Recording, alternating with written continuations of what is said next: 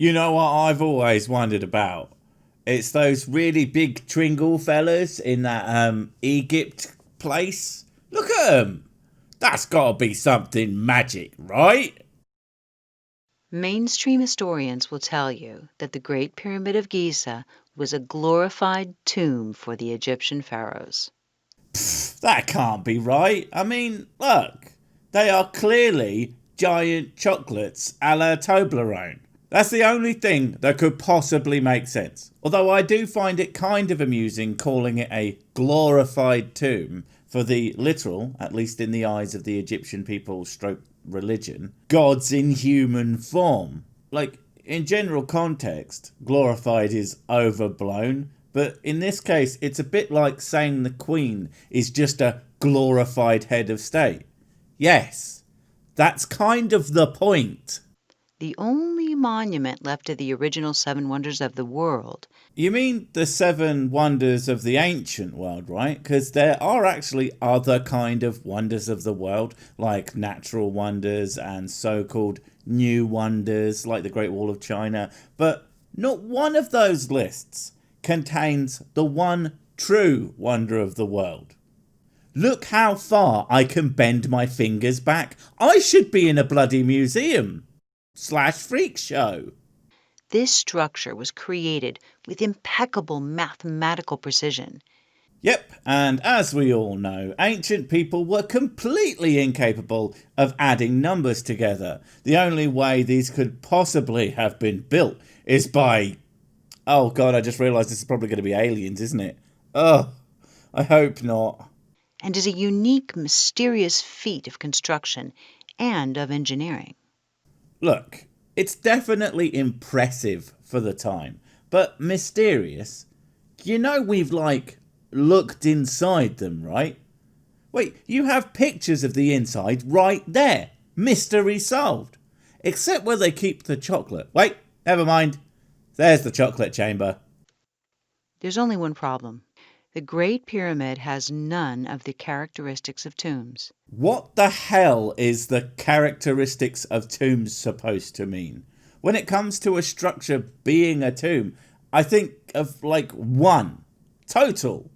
It has a dead person on, in, or near it. That's it. Including extravagant artifacts, ornate wall art, sealed entrances, elaborate coffins, or even mummies themselves.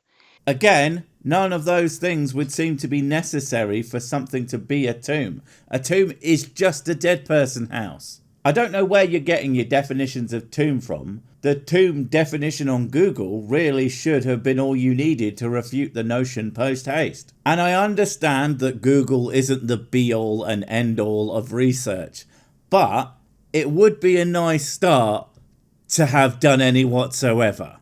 It was, however, built with unique materials.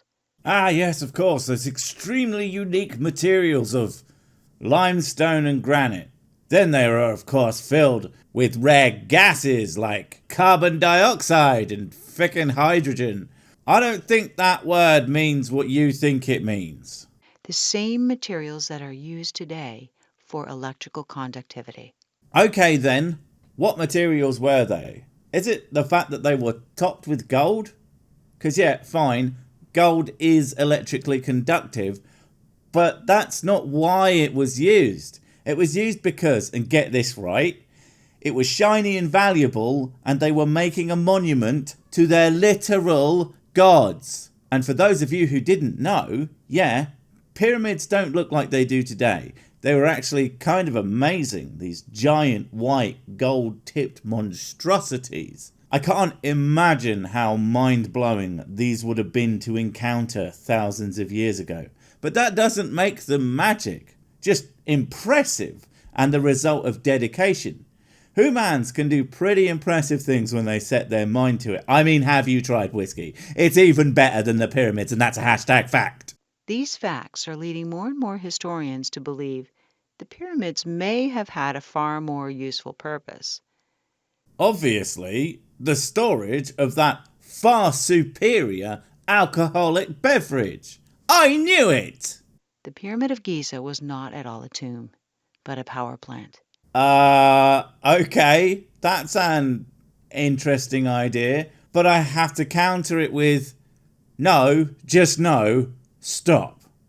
I also want to know what historians are saying this. Where do they work? What are their credentials? And so on and so forth. Because I get the funny feeling when you say more historians believe that the pyramids are/were power plants, what you mean is complete and total armchair historians who can barely figure out how to open a book were convinced by each other of some super wacky crap. But hey, prove me wrong. Please show me one credible historian who thinks that. And no, writing a book about it doesn't mean they are credible, just that they know how to make money from gullible idiots. Generating and transmitting electricity to the civilization surrounding it. Well, okay then. One assumes you have some proof of the massive amounts of infrastructure that would be required to harness that kind of power and use it in a civilization. I mean, the power plant is still there. With how much wiring and lighting and, I don't know, 100-inch widescreen plasma TVs that would have just been kicking about, you must have been able to find something, and not the ruins of fairly basic buildings, etc., with absolutely zero sign that they ever had any sort of powered technology. Right? Impossible?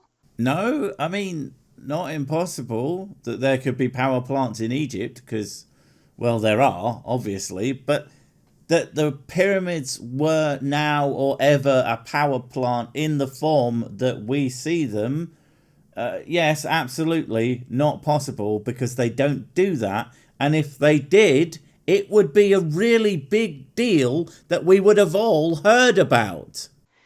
Join the universe inside you for a closer look. Are you calling me fat? There's not a universe inside me. Only like a couple of solar systems. Rude.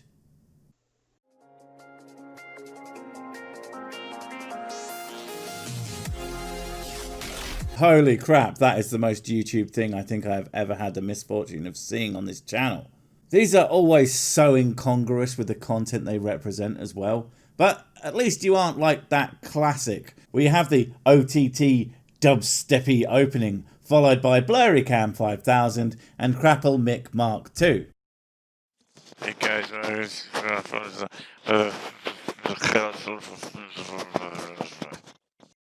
To start, it's important to comprehend the tremendous effort that went into creating these monuments.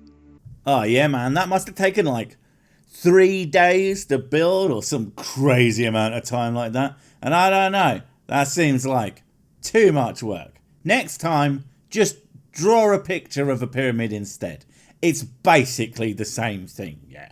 The pyramids of Giza are among no less than 118 of these structures in Egypt alone, and that doesn't even include those pyramids in other parts of the world. Those pyramids made with different designs of different materials that also have absolutely nothing anywhere near them to indicate that they are anything other than structures designed to inspire awe in people who see them, usually for some kind of religious reasons. Well, I guess that proves that they are in fact power plants. Stupid me. Right, well, let's start harnessing their power. I mean, might as well. They're right there. Unless, of course, they don't do jack shit. Given our current understanding of how early civilizations built their monuments, it would have taken no less than 20 years to build these so-called tombs. Wait. So they have access to technologies that harness electricity, but they for some reason never bothered to apply that tech to their construction techniques. This is all starting to be a little teeny tiny bit hard to believe. I'm beginning to spot some holes in this otherwise strongly constructed idea. An idea that is so airtight, it's like a steel sieve. And that's if no less than 20,000 workers worked daily. To this day, historians still can't prove exactly how or when they were built. I do not know if that's true, but even if it is, that doesn't mean they don't have a pretty good idea. And it certainly doesn't mean you can just insert some complete wackadoodle pet theory you have and claim it is just as valid. Their ideas will be based on evidence, like what building techniques they do know about from similar time periods or civilizations at a similar stage of development. Not, I think pyramids are magic, therefore I'm right. This leads us to ask, what resting place for the dead could possibly be so important that it would warrant such phenomenal effort, time, and precise engineering? Let's think about this, shall we? As I have said, the ancient Egyptians thought that the pharaohs were the actual gods in human form. You know, those all-powerful, or at least really, really, really bloody powerful creators of the universe who have your fate largely in the palm of their hands, as far as the people were concerned. Now, why on earth would anybody want to help build a grand thing that will likely have pleased said gods? Nope, can't think of a single reason you would want to do that. Even without knowing that they have nothing in common with regular tombs, you only need to stand before them to realize that's a lot of work for a cadaver. And that is a lot of dumb for one sentence. They don't need to reach your arbitrary standards to be tombs, and you obviously have no idea of the kind of bonkers crap people have done for all sorts of reasons. I mean, the Taj Mahal was built as a mausoleum, a kind of tomb, for the wife of an emperor. And I don't believe she was supposed to be divine or anything. He just loved her. Wish someone loved me that much. Well, someone rich. Unfortunately, all Mrs. Sick could do is make me a drink. And she'd probably spit in it too. Not out of spite, she just drools a lot. 'Cause of this sexy fat body. Naturally, we make conclusions based on the assumption that ancient civilizations were more primitive than us. I mean, it depends on how you define primitive. But if we just go with technologically, absolutely. Because they left not a goddamn shred of proof otherwise. And any writing left behind describing day-to-day life has no mention of, oh, by the way, isn't it totally rad having all of these electronic gadgets and such, but don't forget to hide them all before we cease to exist as a culture, except the really big ones for some reason. Than us. But what if intellectual evolution isn't always linear?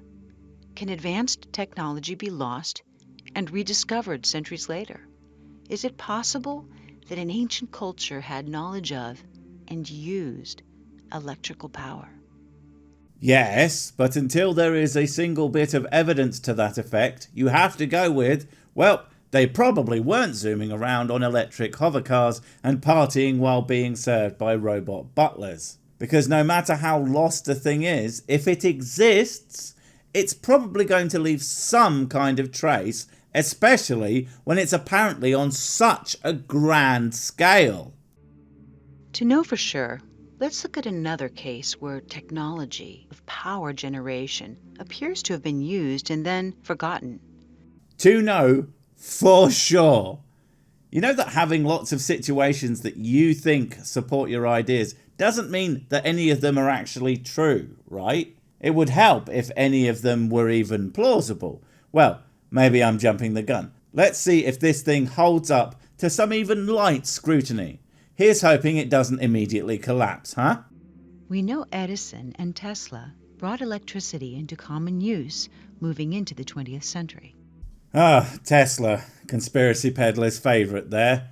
Here's hoping that this doesn't go down that particular rabbit hole. I do not have the energy or enough slightly spit-tainted drink to go on that precise journey today.